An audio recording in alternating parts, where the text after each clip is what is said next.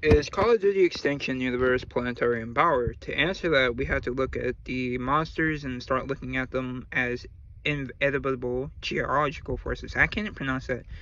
They aren't aliens. They are original. They are the original owners of Earth. I'm sorry for stuttering. In power scaling, we had to distinguish between destructive capacity and threat level.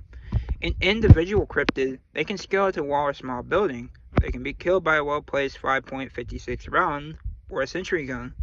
But the species as a whole, that is where the planetary level comes in. Cryptids survived the KPG event, the same comet that wiped out the dinosaurs. They didn't survive it actually, they actually just survived or thrived in the aftermath.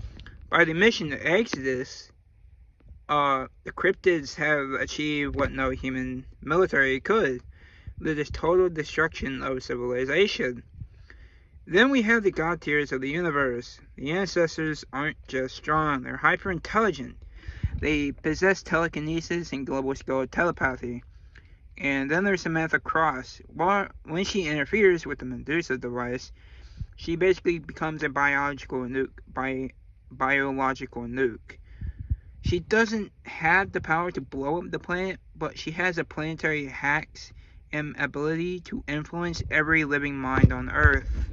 The ultimate proof of their scaling is ending humanity, which is a tier 1 civilization with spaceflight technology. There is, which is basically forced to flee the planet. They don't win. They leave the Earth to the cryptids because the infestation is so absolute that the planet itself has literally been terraformed into a cryptid hive mind. So, the cryptid can the cryptid punch a planet in half? No, but the cryptid hive mind claim the entire planet and drive space-faring race to near extinction? Absolutely. In the world of Call of Duty, they are the definition of a planetary tier threat. So I'm going to go over the units now because to kind of expand the video. The scouts are the basic fodder. They're agile, they love walls, and their ability numbers, which, yeah, their numbers, they have numbers on their side, which they leap from the shadows to swarm the drill. Yeah. The hunter, think of them as the scout's bigger, meaner brother. They can sprint on all fours or stand tall to slash you down. And they have enough health to tank a full mag. Scorpions. They don't bite, they spit. Their tail launches noxious gas that creates a lingering damage over time zone. And standing in it, yeah, you're basically cooked.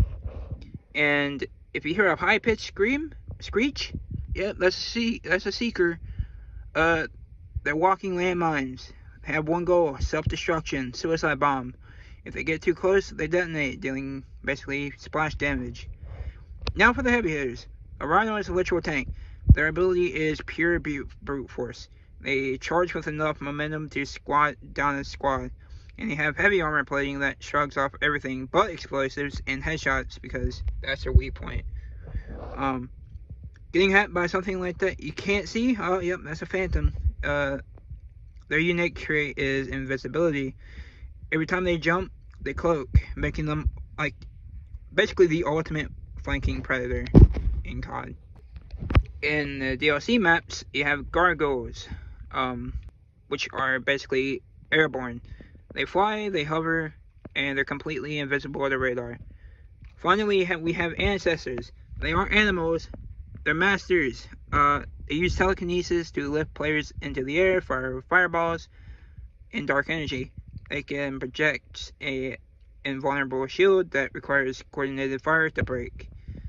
And there's also the thing, what is it called? The Kraken. It's basically a skyscraper-sized entity capable of sinking entire fleets and devastating coastlines.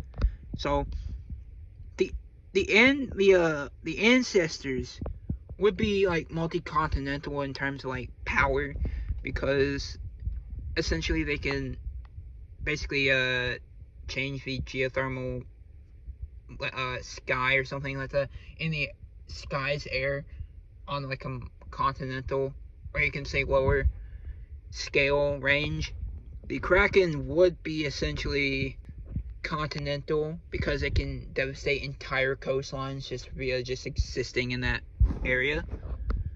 So yeah, that's the world of Call of Duty Ghost Extinction. That's pretty decent for a universe, especially for Ghost in the older titles.